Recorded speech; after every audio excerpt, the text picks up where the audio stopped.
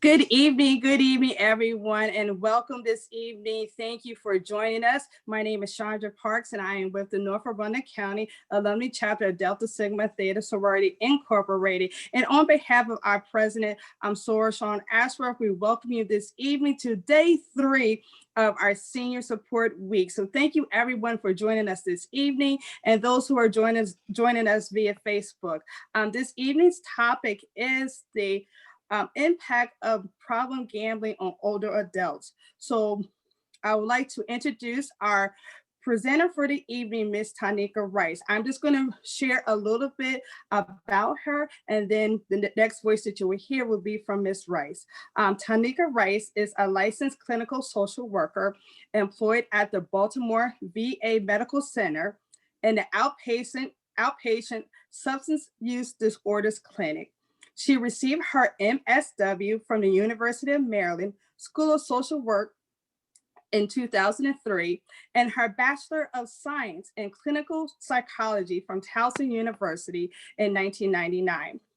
Tanika joined the VA Maryland Health Care System in August 2009 and has remained dedicated to serving our veterans and substance use disorders and co-occurring mental health issues since her tenure began.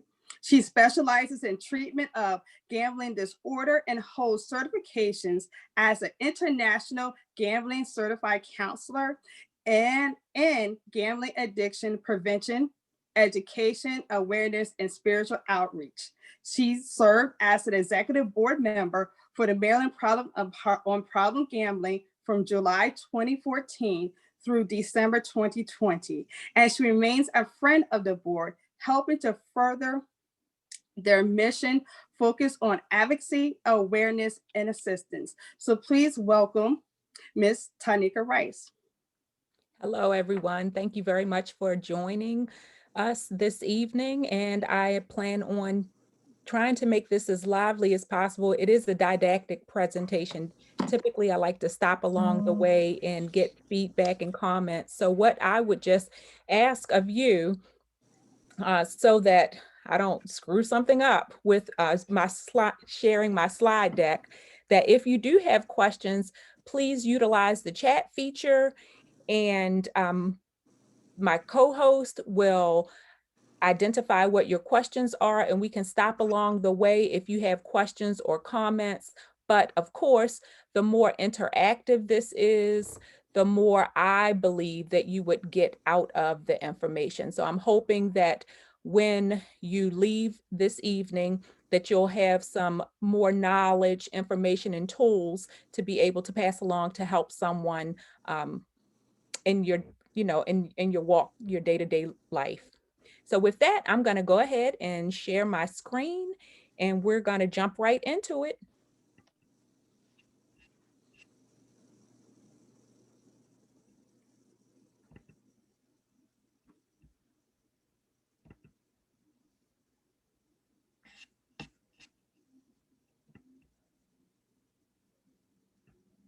All right.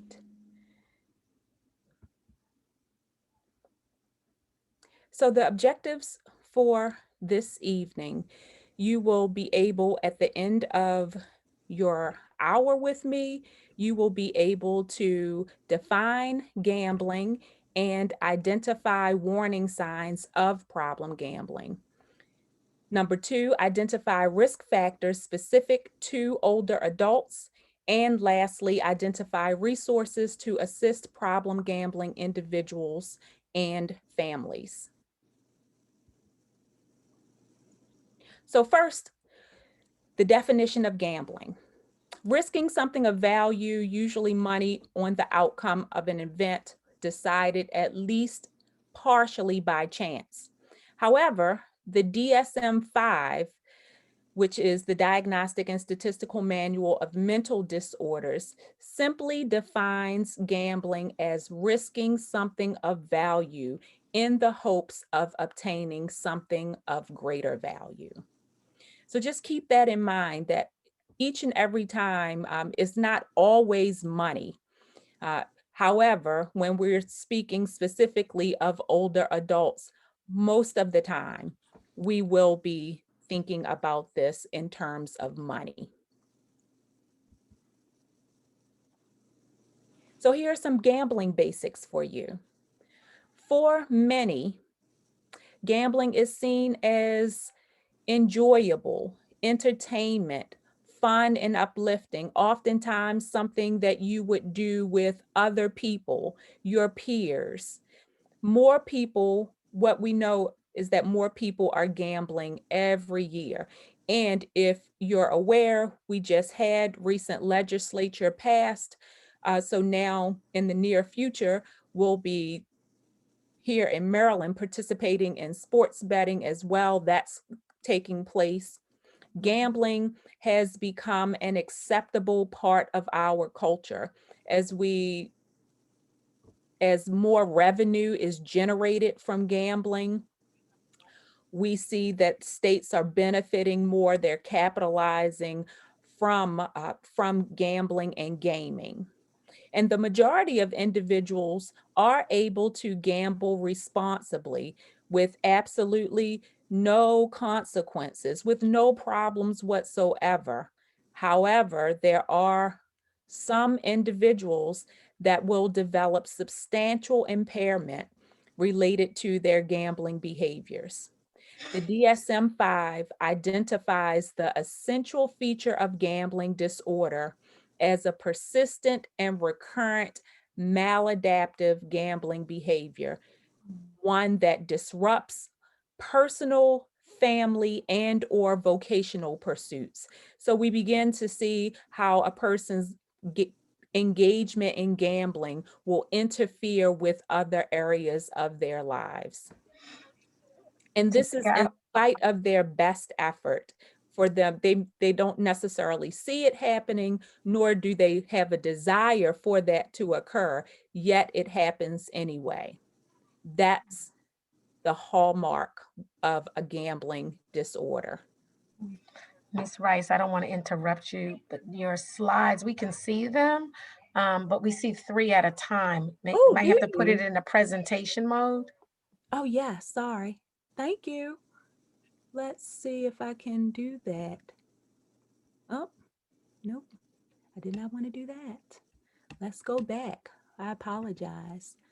Pause. Let's see if I can pull this down.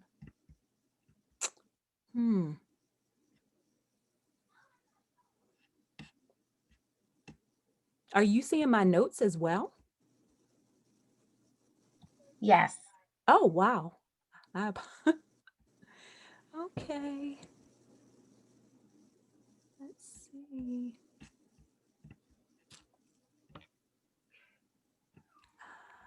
Can you hit escape and go backward? Let's do that. Oops. And let's try this again. Mm, mm, mm.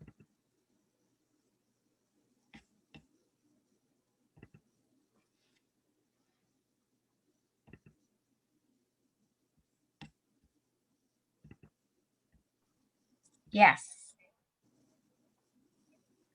Okay, are we good now? We're good. Okay, sorry about that. Thank you very much. I appreciate it. Okay, here we are, back on track and back to business. All right, so we have some gambling basics. So these are some various forms of gambling, and by no means is this all inclusive, but you get a good sense of some different games and ways in which people gambling. So we have casino games, pull tabs, slots, playing cards, horse racing. Bingo is a big one amongst our seniors, our older adults. Slot machines, video poker, sports betting, lottery games, keno, raffles, flipping coins, stock market, dice or craps, and everyday bets. So what do I mean by everyday bets? Take for instance, if you were working and someone gets pregnant at work. This is a real life one that I actually was a part of years ago. And there was a pool that was around, that was put together around when the person was going to have their child. And money was put in this pool to determine, for the person who won, of course, was the one who got the date right. So there are all sorts, people bet on things all the time.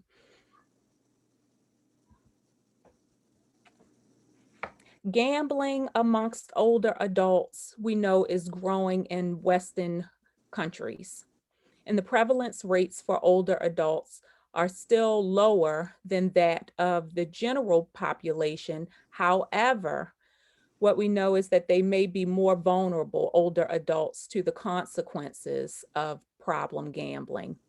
And so we're going to talk a little bit about what those consequences are and their vulnerabilities as well. There are many motives for older adults to gamble. Some of those may be the desire for them to win money. Of course, gambling can relieve one's boredom. They may be able to give to charities or have a desire to give even more to charities, to churches, to religious organizations. There's excitement that comes along with gambling. It also offers an individual socialization where they're able to get out and connect, older adults specifically, where they're able to get out and to connect with peers and be in groups with individuals. And it's a way for folks to cope with the stress of life. Now, keep in mind, this is not a healthy coping mechanism, but nonetheless, people may find that gambling will help them cope. Recreational gambling in older adults who do not have problems with gambling can find the activity, however, to be quite positive and beneficial. Older recreational gamblers have reported better health, lower rates of depression, and greater perceived social support compared to older non-gamblers. There's been some research to suggest that some forms of gambling may even help with memory, problem solving, math skills, concentration skills, hand-eye coordination. I was thinking about bingo with that one. And think about the cliche, if you don't use it, you lose it, comes to mind when I'm thinking about some of those, some of what gambling may help people with, your memory, problem solving, all of that. The most frequent gambling activities reported in one Ontario, Canada study were playing the lottery. 58% of people were indicated as frequently participating in that activity. Purchasing raffle tickets, 47.9%. Playing electronic machines in casinos, that was 23%. And buying scratch-offs, 19.7%. That information came from, or that research information is found in the Gambling Research Exchange, Ontario. So here we have some risk factors. Financial risk, financial, retirement, social changes, death, physical limitations, and cognitive changes. There are some risk factors and comorbidities that are common among gamblers, such as irrational beliefs about gambling or problems with alcohol. So what do I mean by that when I say irrational beliefs? The irrational belief that I am going to hit the big one day. I'm going to win big. So that would be an irrational belief, because what we know is that the more people play over time, the more that they lose. It is not the other way around, where the more they play, the more they win. However, there are several factors that may increase, going back to these risk factors, an older adult's risk and vulnerability. So with regards for limited financial resources, we know that many people who are up in age live on a fixed income because this is after the years that they've worked. And so they may have retired, they may be on disability. And because of that, they're less likely or able to replenish savings or retirement funds through work because either they're not working, or if they are working, it may be very few hours in comparison to what they've worked in the past, or the type of work that the type of work that they have now may be may not be as fruitful, may not bring in the same amount of money that they once had years ago. More free time than expected upon retirement. So while many individuals, of course, they plan, we know people that definitely will plan for their retirement through 401ks, but even that is not across the board with everyone. And considering the, you know, populations that we're talking about, there may be some folks who don't have those funds available or retirement, who really may be dependent more upon Social Security. However, few individuals, even those who are looking forward to retirement, they may not be planning for this such an increase in their free time. So now they've gone from working 8 to 10, 12, sometimes hours a day and having all of that time accounted for, to now having 10 hours of their day that they don't know what to do with. Retirement may result in a loss of one's social networks, which will contribute to loneliness and also social isolation. Again, things that they may not account for when approaching retirement.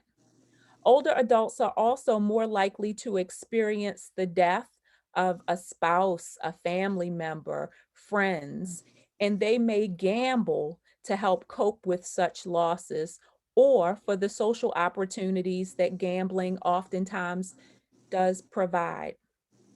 And there are certain physical limitations or mobility issues that may prevent older adults from engaging in other activities that they once enjoyed.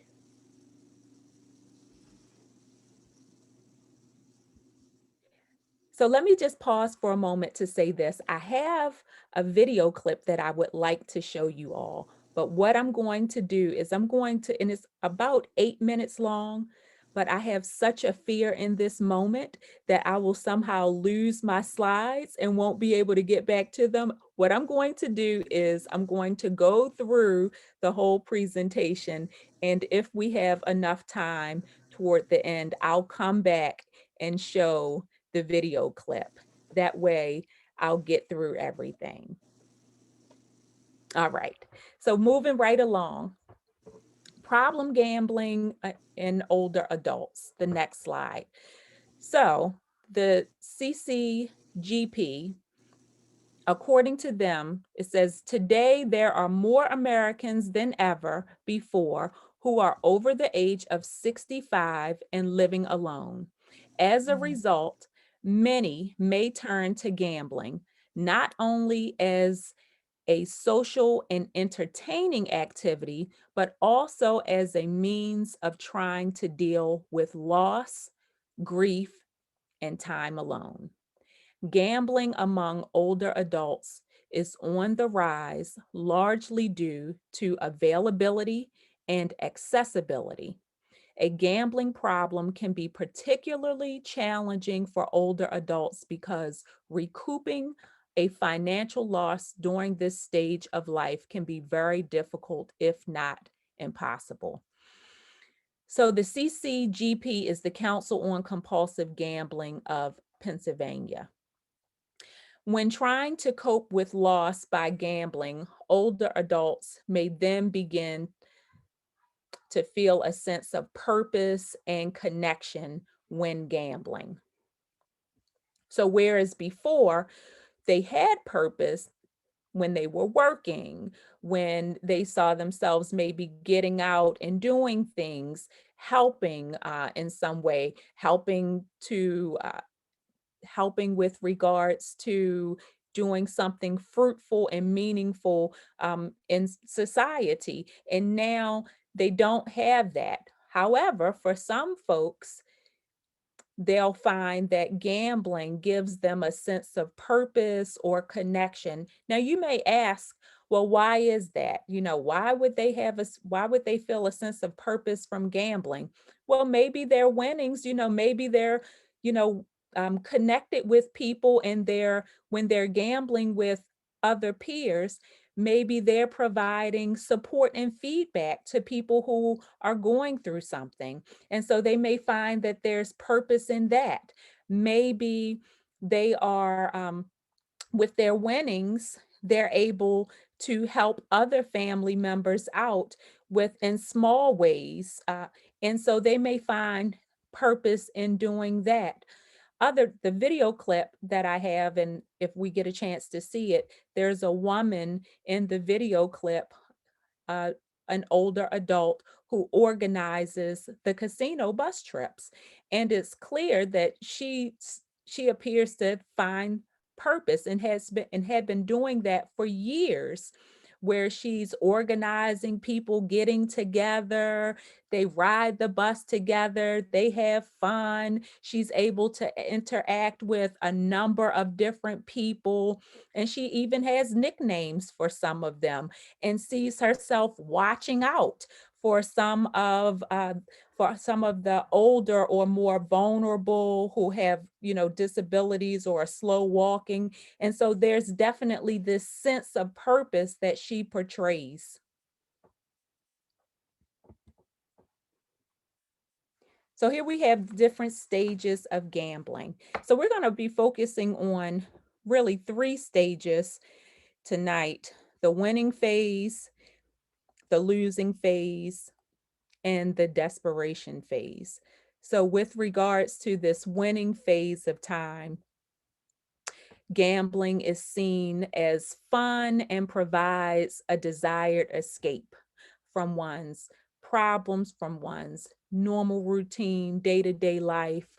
Losses, however, are rationalized by the individual gambling as simply bad luck. It's a fluke, it's just a rough day. And so when we think like that, there's a greater likelihood, if I'm just thinking of it as, well, that day it was just bad luck, then more than likely that sort of sets the stage for me to play again. Seniors may actually daydream to escape the reality and think that gambling is their most exciting activity. And in some ways, it may really be, because they may not be doing much else. During the winning phase, other hallmarks, though, of the winning phase is that during this time period, the person is only occasionally gambling. And there's a lot of excitement prior to and during gambling. You may see or individuals may see that, beginner's luck. And what do I mean by beginner's luck? That they're winning more. We hear people talk about, every time I go, I win something. Now, what they may not be telling you is how much they're winning and how much they've lost in the past. So we see that, and there's fantasies about a big win. What are you going to do? And I'm sure many of you on this call may be able to relate to some of those fantasies with regards to, like, we just here in Maryland had the multi-state Mega Millions and Powerball, one of which was up to over $700 million, and the other was even closer to $1 billion. And there was a winner that happened to be right here in the great state of Maryland. If I'm not mistaken, I think the big winner was in Allegheny County, and there was a smaller winner in Washington County. So even the buzz generated when there's a big win in the area. I heard people talking recently said, finally, Maryland, no one ever wins in Maryland, but somebody won in Maryland. Who was it? And people were talking about that. So there's a lot of buzz and excitement and anticipation. Will it be me? And oftentimes the fantasies that go along with that, where it can be really inclusive and connective and draw people into you. Wow, if I win, this is what I'm going to do for my family. This is what I'm going to buy myself. This is what I'm going to buy my friends. And so that usually generates a lot of discussion among people, and it's fun discussion. There's a lot of unreasonable optimism that occurs during this winning phase, and bragging and boasting about one's wins.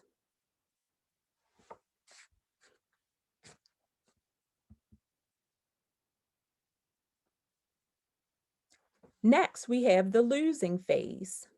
So during the losing phase, what we begin to see is that chase begins. As losses increase, older adults may begin to borrow money to get even. We may begin to see them lying or omitting certain information to their families and friends and significant others. This tends to escalate more as they gamble more lies, more omissions around time even. So instead of saying like, oh, well, where were you? I was out, as opposed to saying, well, I was gambling or I went to the casino. And there's withdrawal from family and friends and social fun activities that they used to engage in due to the increase in gambling behavior. So the focus during this losing phase, because there's an uptick with gambling, so the focus is more on the gambling and less on other areas of their life. We begin to see that there's more thought about gambling. So there's more of a preoccupation, more obsession that's developed around gambling behavior. And the person may find that it's not so easy to stop the gambling now once they get started. And they may come to a place where they're more careless about or neglectful about their family. They may delay paying bills and other debts. There's a change with their home life where it could be where they're not as happy, not as satisfied with the home life. And we'll notice that along with those changes in the home, that there are also mood swings and personality changes. So the person may become more irritable, more restless, more withdrawn. At this point in time, we may begin to see borrowing of money, sometimes illegal engagement of activities. And that may vary from person to person, where like writing a bad check, knowing that they don't have the money to cover it. And then we have the desperation phase, which occurs as older adults become more obsessed with obtaining money to cover their losses. So earlier I had mentioned chasing, and what I failed to share with you at that time is what chasing actually is. So chasing is when you're chasing your losses. You're trying to recoup the money that you've lost, usually through gambling. And so what we know, of course, is that the more you gamble, the greater the likelihood is that you're going to lose. And so where you may be down a couple $100, chasing those losses, like, I got to win my money back. I can't leave now because I've spent part of my gas and electric money. And so I at least have to get that money back. And what we'll find is that the individual may wind up, they're likely to wind up losing even more money. So they're deeper in the hole than what they were when they, initially started. As I was stating, that there are these severe mood swings that may start, and one's health may begin to fail because of the neglect that's occurring. Adults may begin to engage in increased risk-taking behaviors, passing bad checks like I was talking about a moment ago, credit card fraud, stealing, selling valuables and long-held investments, and taking loans out against their homes.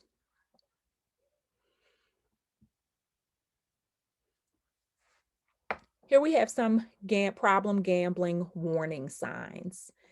So spending more time and money on gambling than planned or affordable. Borrowing money to gamble. So these are some warning signs, things that if you begin to see this, take note of it. If the individual is getting credit card cash advances, and we know that credit card cash advances, the interest rate on cash advances are much, much higher. If you didn't know, now you know, they're much, much higher than just a regular purchase. So if you make a regular purchase, however much your interest rate is, I don't know, 8%, 10%, 15%. With cash advances, they can be upwards to 20+% on that cash advance. There's mounting debt related to gambling. You'll begin to see past due bills that they're accumulating, and they're gambling with dedicated money. And what I mean by dedicated money is that money that was supposed to go towards something else, money for their essentials, such as food, rent, medications, transportation, etc. Really quickly, so this might be a good 2 stories I have. So a while back, when I was happened to be passing out some literature in like nearby grocery stores, and the helpline number, I went in and asked, the person at the customer service, I said, would you mind if I left this literature here on for in case people need help with gambling? And she said, by all means, I think that would be great. Put it right here next to the lottery machine. And then she began to tell me stories about people who came in that she knew from the neighborhood because she saw them every week. And she said some people would come in and spend $50+ a day playing the lottery. And she said that it never failed.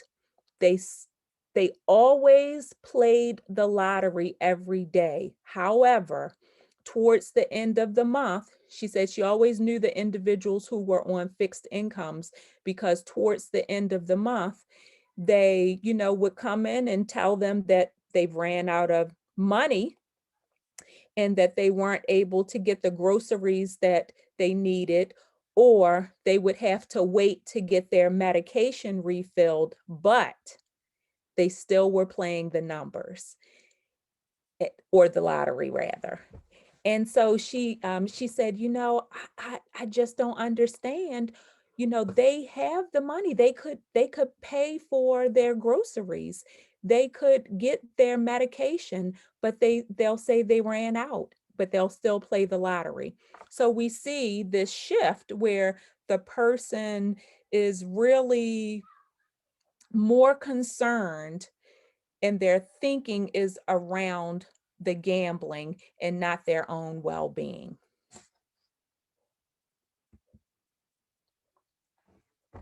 More problem gambling warning signs. So chasing losses, like I said, to win back money that was lost. Neglecting important responsibilities. So they could be foregoing work or volunteer family events or obligations in order to gamble.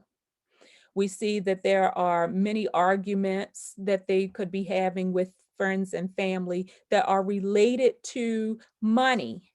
So they may not necessarily be related to gambling because they really could be shrouded in secrecy where family members are unaware of why they're having these problems, but they're related to money. And so that's a sign. If all of a sudden someone is having a lot of money problems, whereas before they weren't, that's something for you to pay attention to. And then lies and cover-ups. So lying to attempt to hide the extent of one's gambling. Some negative health consequences. So we know that there are mental health consequences as well as physical health consequences, such as increased levels of depression, anxiety. There are also co-occurring personality disorders that occur with individuals who have gambling disorders, alcohol-related problems, substance use disorders and gambling disorders almost seem to, coincide like hand in hand. And particularly with our casinos, not here in Maryland, but where there are a lot of casinos that offer free alcohol. That's, like I said, that's not the case in Maryland, but it definitely is in other states. There's loneliness, isolation, family and social problems, and overall life dissatisfaction. The physical health problems, we see that there's a high utilization of medical services. So people may be always at going to their doctor or needing to receive care. There are more generalized health complaints and concerns and poor overall health, with higher rates of obesity-related and chronic conditions such as heart disease, diabetes, arthritis. So here's some tips to gamble responsibly. First, we want to make sure that the person sets limits with time, frequency, and duration. Setting limits with money as well. So setting a budget and sticking to it. Never, ever gamble on credit or use money for those necessary life expenses that we were talking about a few minutes ago. And we should always want the individual to view gambling, and this is for all of us as well, as a form of recreation. By no means is it a way for us to make money or to make up for previous losses. Only gamble with money that you can afford to lose. So that's important because that's what you need to be asking yourself, or the person needs to ask themselves. Treat it the same way you would as a night out on the town, if we're looking at this as entertainment. So suppose you go out and you're planning a night or a weekend excursion, if you will, and you set aside $100 or $150. You plan on getting, lunch, a nice lunch or a nice dinner, maybe going to a movie or some show, and that's how much money you have set aside. Well, after you go to the movies, after you see your show, after you eat your food, you're not going to then be like, well, I need that money back.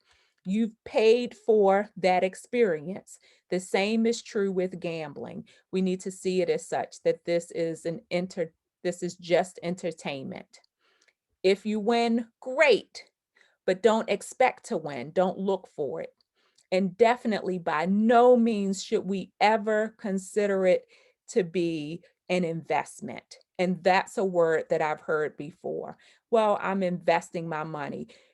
An investment, when we invest in something, there's an expectation of a return. And so if we go into gambling thinking that I'm going to have a return on this investment, other than I'm investing my time and the return is going to be a lot of fun with my friends. If we're thinking about it in monetary means, then we're setting ourselves up, and the individual is setting him or herself up.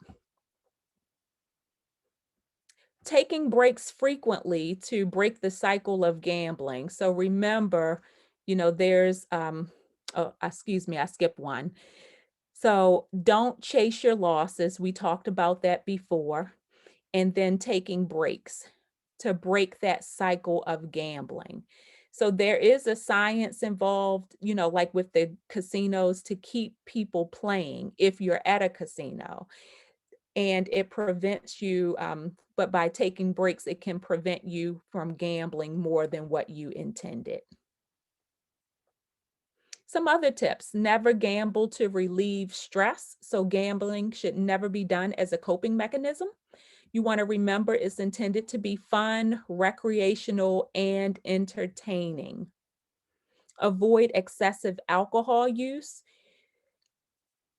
Drinking alcohol can lower one's inhibitions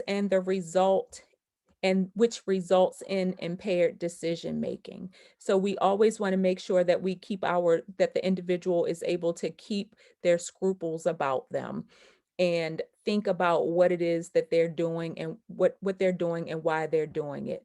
And of course, engage in other hobbies and activities. So there should be a balance that we're looking for. Gambling should never be your only form of entertainment. Having other social activities and outlets to engage in will keep gambling in its proper perspective. So this little blurb, remember the house always wins. So when there's any games of chance, the outcomes are always going to be random and they can't be predicted. And so that really flies in the face of what many people may think when they say, I have a process to guarantee that, if I stay on this slot machine, then it's going to eventually pay out and pay this much. It's random. There's no, there's no science to it. And so you can't predict those things. How can caregivers help? So we want to make sure that first, education is key.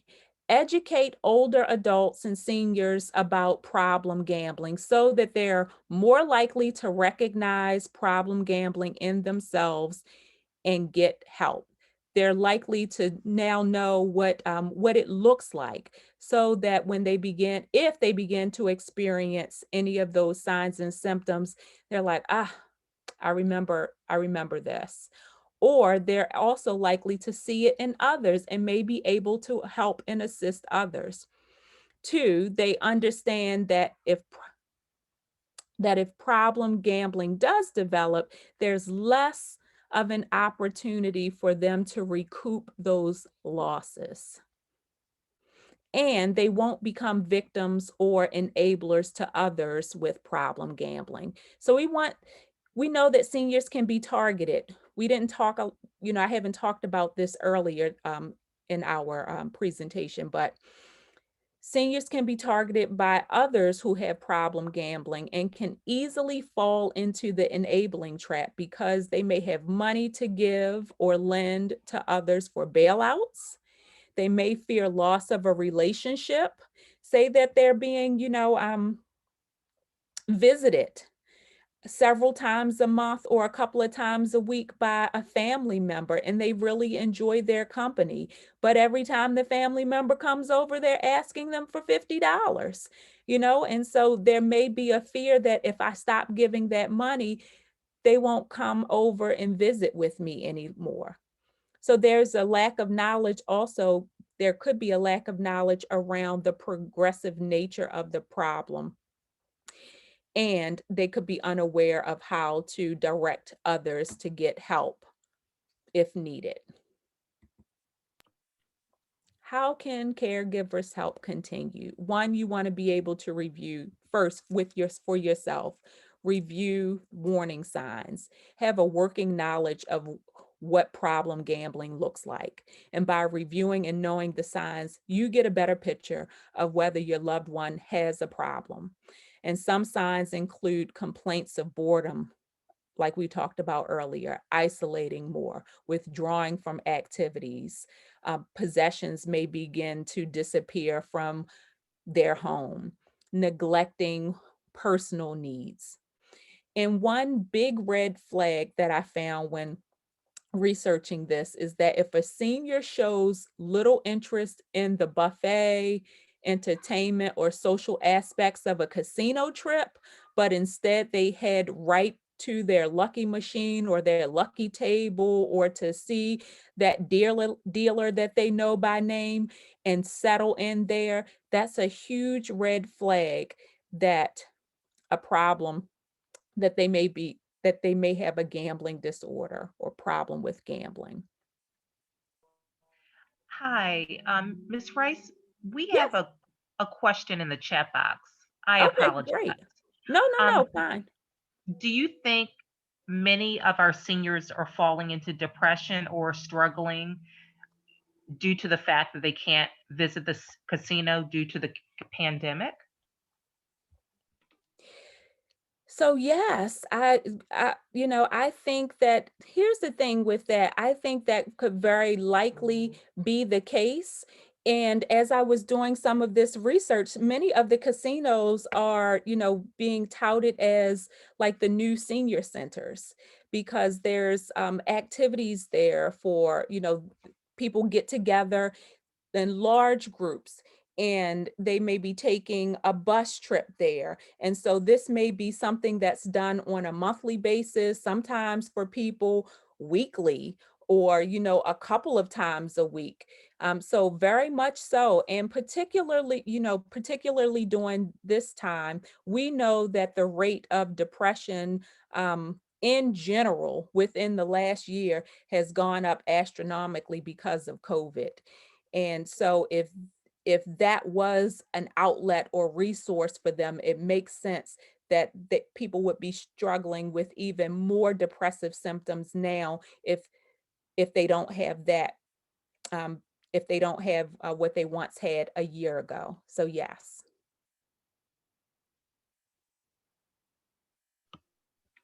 Thank you. You're welcome. Two, we want to be able to provide older adults with assistance. So talk with them about the changes that they may be experiencing or the health concerns that they have, and accompany them to upcoming doctor's appointments. So you want to determine whether there are medical problems that may be causing the problems or changes that you are noticing or that your loved one is reporting. By attending the appointment with them, you can ensure that the concerns you hold are being addressed and further testing or assessment can be done if warranted. Problem gambling, as we know, has been linked to early Alzheimer's and other cognitive impairments that negatively impact one's judgment. Also, we know that side effects from certain medications can lead to susceptibility to compulsive gambling. And so, of course, if that is the case, if we're beginning to notice some of these signs, we want to make sure that we relay that information to their doctor and not just rely on them to relay the information. So to make sure that happens. And we can, of course, number 3 says, have the conversation. But that's something that we really need to be having all along the way. We want to make sure that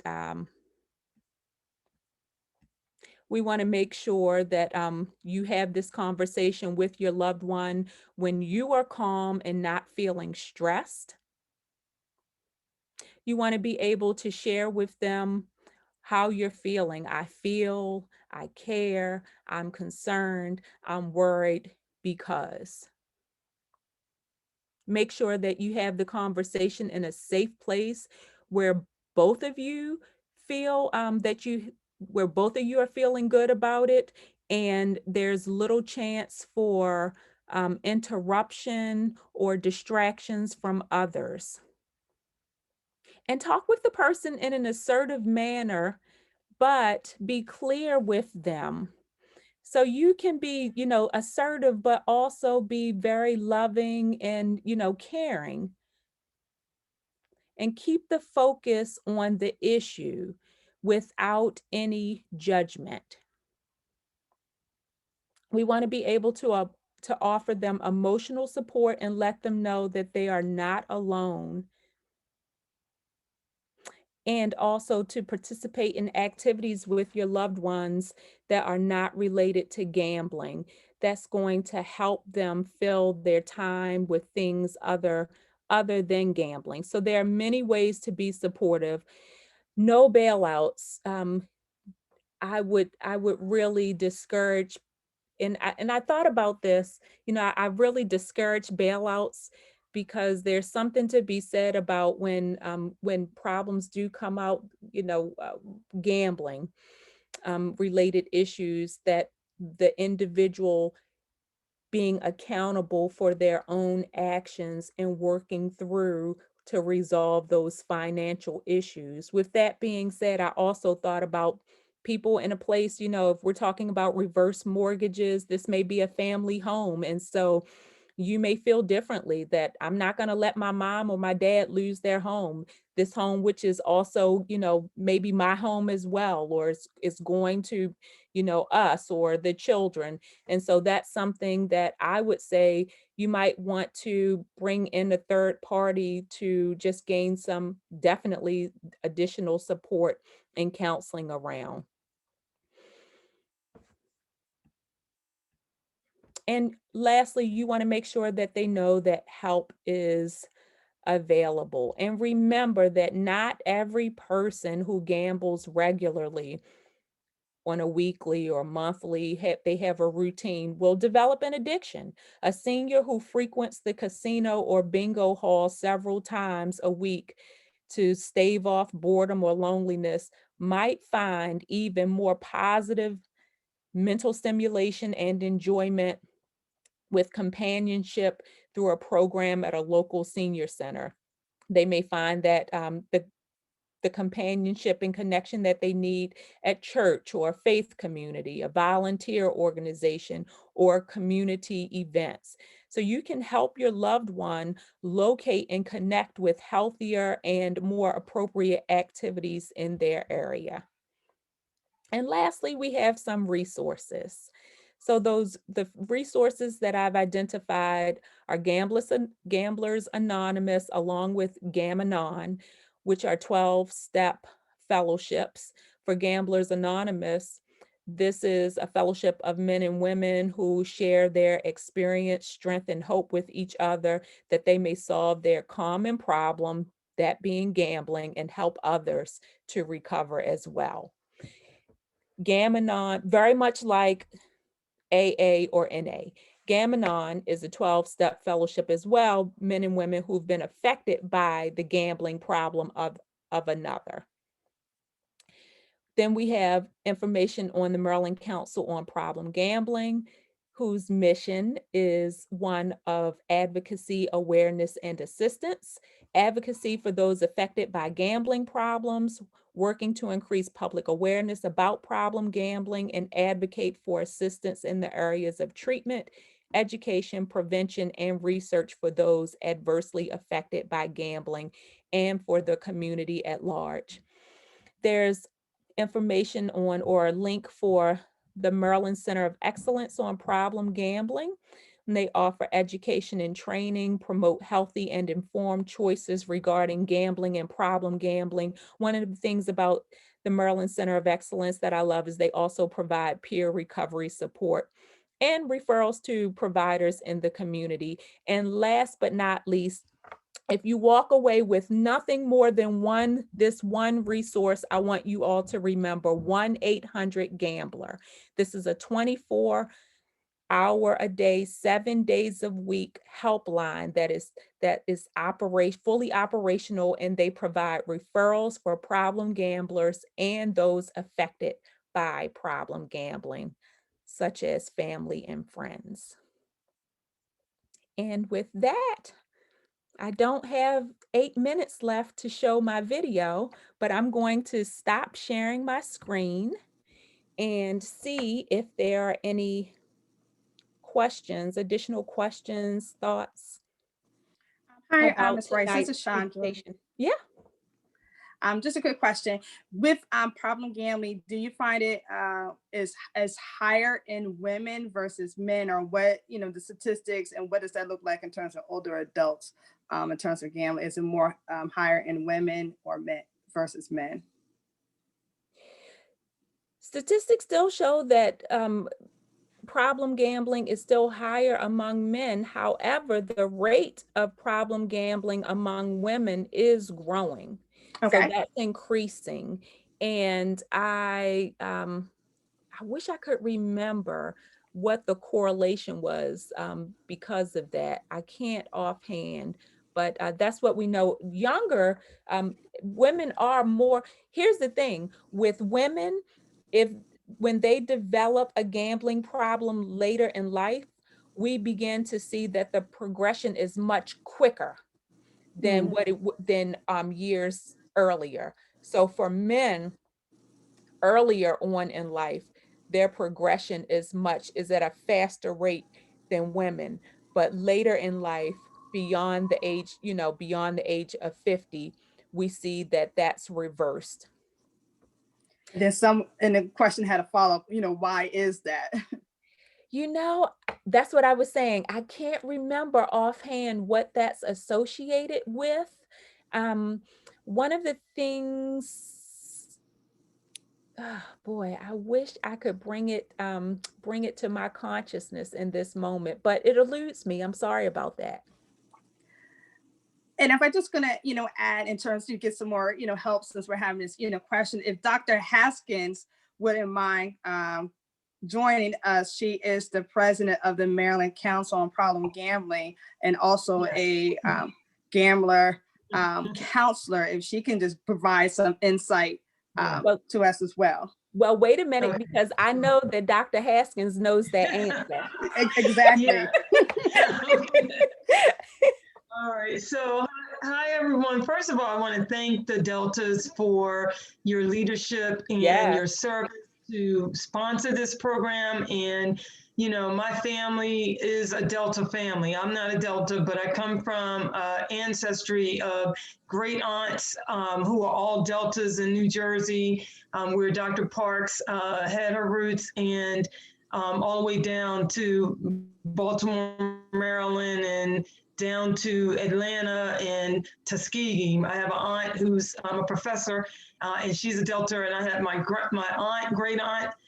My aunt is a Delta, 95 in heaven, and every child, her daughter, who's a professor at Tuskegee, is a Delta. Her sister is a Delta. The granddaughter is a Delta. Wow. Don't even think about pledging anybody other than Delta in this family. So I just want to thank you, because you all are just amazing, and just what you do in the community. So in terms of that answer, what happens is, what we see in the research is that women tend to develop the problems later in life because they're going through typically midlife transitions, typically a loss of a relationship through divorce, separation. It could be death of a loved one, whether they're widows, a death of a child, or other family members. And so usually women are developing emotional symptoms and challenges related to this life transition that they are now experiencing later in life, midlife and later. We also saw some research where we had older adults who were developing challenges with gambling.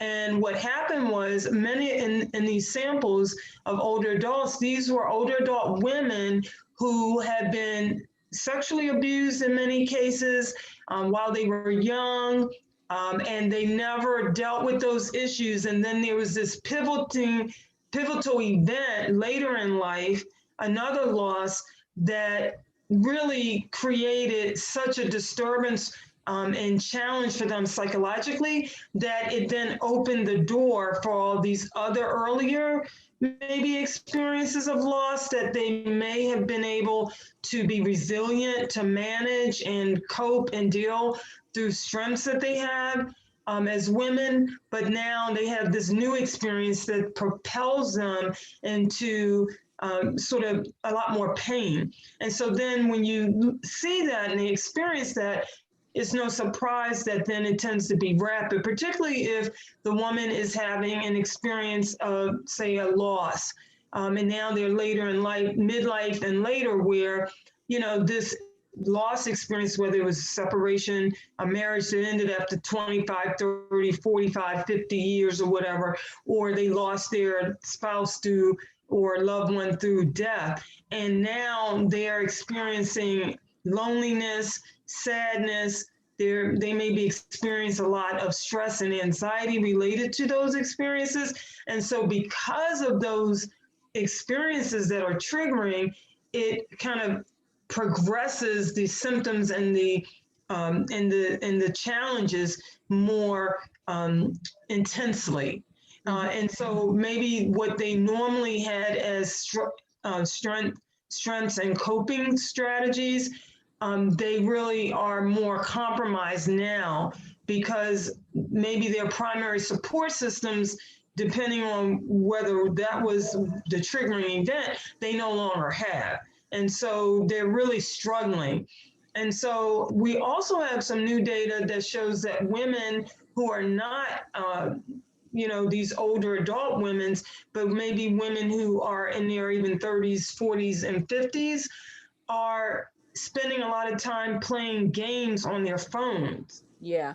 And we're seeing higher rates of depression linked to why women are now intrigued with playing these games on their phone, because there's a lot of self-soothing if you're experiencing sadness and loneliness and anxiety and isolation as a result of this pandemic and losing people that you love because of the pandemic, or you're so isolated as a result of the pandemic and other experiences that are challenging you. So when you have your phone, it's right here. You don't have to go call a counselor. You don't have to go see anyone. You don't have to drive anywhere. You have an ability to self-soothe right there in the comfort of your space, wherever you are.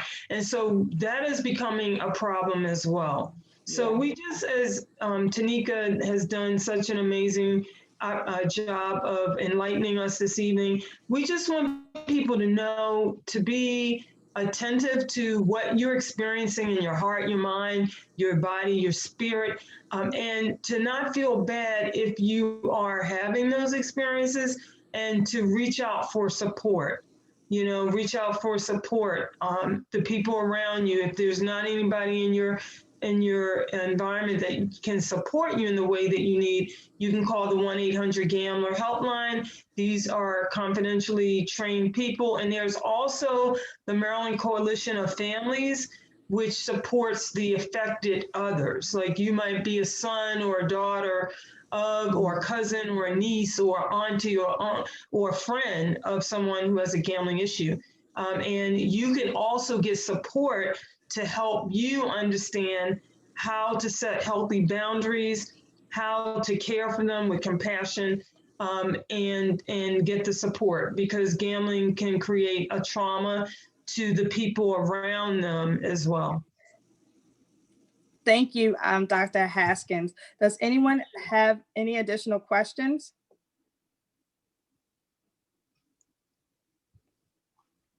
And just one more question for you, Dr. Haskins. If you just want to share with the audience some of the work that the Maryland Council of Problem Gambling in terms of the upcoming training that individuals may be interested in. Yes, thank you. So we do training twice a year, and we have the Faith Initiative contract through the Behavioral Health Administration and the Maryland Center of Excellence on Problem Gambling. And what we do is we equip the faith and spiritual leaders and laypersons in the community, like myself, like Tanika Rice and Dr. Parks.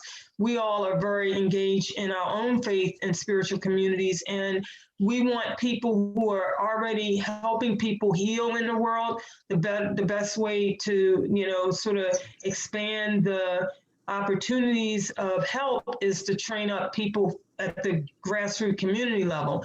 And so we have a training that starts February the 20th, and it's all virtual. It's a 24-hour training. It is actually part of an international certification, and it's called the Clergy and Lay Ministers Problem Gambling and Spiritual Outreach International Certification. It's not a requirement that people get the certification, because the certification actually requires you to do a spiritual outreach project in your community that you choose, and we provide the technical assistance. But you can participate in the 24-hour training. 3 hours are watching 3 documentaries in your own time at home, at your own leisure. And then we come together on Saturday mornings from 9:30 to 11 or 11:30, or Thursday evenings, or some of the selected time slots. And it's 2 hours of spirituality, 8 hours of spirituality, dealing with the issues on gambling disorders and high-risk gambling and the spiritual issues that it is dealing with. And then the other hours are for the clinical education for the non-clinician. So basically, we just try to break it down in layman's terms so that anyone, it could be a barber or a hairstylist or someone who is attending a church or a faith community. It could be, you know, we had a Buddhist come up from Virginia who participated. And so it's ecumenical, and it provides people the tools so that they can go off into the places that they want to support families, friends, and community members, and get them linked to treatment, peer recovery support, providing information at the level that people can understand it, et cetera, et cetera. We also have a small grants opportunity, and don't want people to be afraid of that. It's literally just a 5-minute ask maybe 5 questions on a SurveyMonkey survey we have on our website. Basically, you click on the link. This is small grants, and we ask you some questions: who you are and what faith and spiritual community you're a part of. If you're part of one, that's the goal, and what your project is. And then the board member will be assigned to contacting the applicant, talk through the project, and we provide the technical assistance. You literally don't have to create anything on your own. We give you everything you need to implement it. We give you the fact sheets, the infographics, the materials, whatever you need. Like an example was in Western Maryland, one of the projects was to develop 25 toolkits for faith leaders and spiritual leaders in Western Maryland. And we gave them the book on, you know, the impact of problem gambling, for couples and family members. It had a lot of materials in there. So you literally don't have to do anything yourself. We, you know, give you everything you need. And 50% of the grant, the most you can get is $3,000 for the project. $1,500, say in that example, if you got the whole $3,000, depends on what the scope of the project is. But 50% of it would be given to the faith community once it is approved. And then once you turn in your evaluations of how well it went, what did you learn, what would you do different, then we send the other 50%. So we've had some really interesting projects. Like one project is a person who just completed, she serves the deaf community, and she does, and she's an interpreter, and she is going to create information for the hard of hearing and deaf community that's interpreted, and like a TED Talk, for example, that will be available on Facebook Live. So that's an example of a project that is being done. Thank you. think, did I leave anything out? I know we're out of time and we've gone your time probably, but just contact us at the Maryland Council on Problem Gambling. Dr. Parks is the vice president. I'm the president, and we have great friends like Tanika Rice, and we have so many other people who are involved, and we're happy to help you. Thank you so much. Thank you, Dr. Haskins. Thank you, Tanika Rice. Thank you, and to the members of the Maryland Council on Problem Gambling. Thank you, everyone. We want to share this information in terms of the resources that are in the community. And so we just wanted to follow up with the community to see if there's any particular questions. So we do have another question. We do have time for one last, question. And one of the questions are gaming apps required to provide info on gambling addiction when folks are playing? Oh, that's a good question. I'll take a stab at it. There is a requirement by law when you go to buy a lottery ticket, you will see the 1-800-GAMBLER sort of run in terms of live streaming, sort of ongoing. And then you will hear radio commercials of the 1-800-GAMBLER. If you're listening to any of the radio stations, you will hear that intermittently throughout radio broadcasts. But unfortunately, we still have a lot of work to do in terms of getting the apps, because a lot of that is not really, it's still new. We haven't caught up yet completely. There's so many apps that are owned right now. And there's a lot of these activities that are not regulated. And so because they're unregulated, that's other advocacy work that still needs to be done.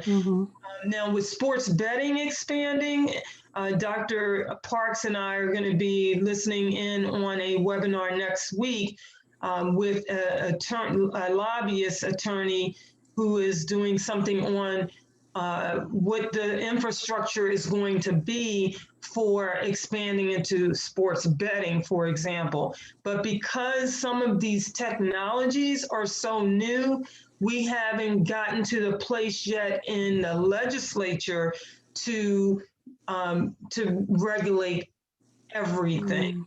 But that being said, there is one technology called GAMBAN, GAMBAN. And if you get a chance, you Google GAMBAN, like there's a podcast, there's a young guy who created this because he developed an addiction to online gambling.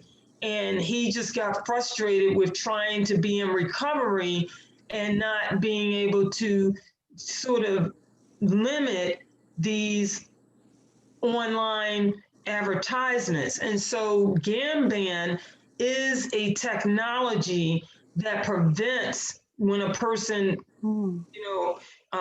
requests that, it will block all of that, those invitations and those opportunities that come through. And so that's like, again, that's something fairly new in like the last couple of years or so. So that's a really good question that you're asking. Oh, thank you.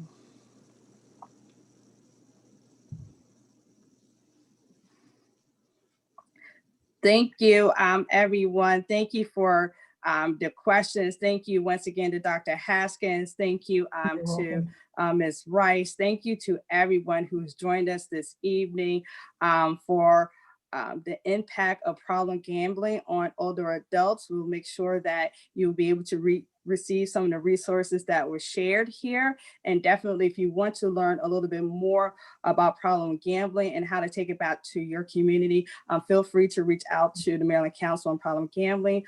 Feel free to reach out to the Maryland Center on Excellence on Problem Gambling. So once again, on behalf of Norfolk Rundle County Alumni Chapter, we'd just like to touch bases and see if our chapter president, Silver Ashworth, would like to say anything, give any closing remarks.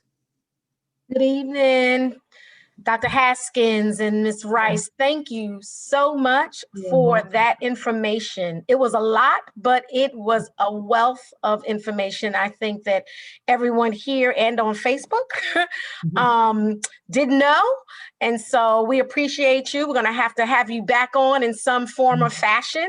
Lots of information, and I would love to have you go deeper because it's needed, especially with our seniors. Our seniors are definitely a population that is taken advantage of more than we know. And tonight, Ms. Rice, you shared a lot of things that I was like, oh, wow, you're right. So thank you so much for sharing. And those who have joined us again, Chandra, do we want to give our commercial for tomorrow's webinar?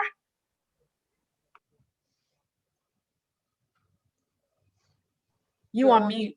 You're on mute.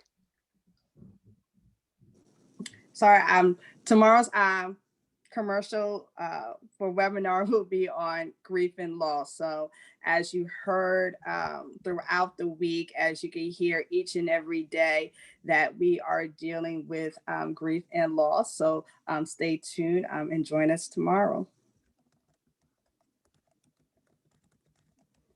So thank you, everyone, and good night. Thank you. Thank you.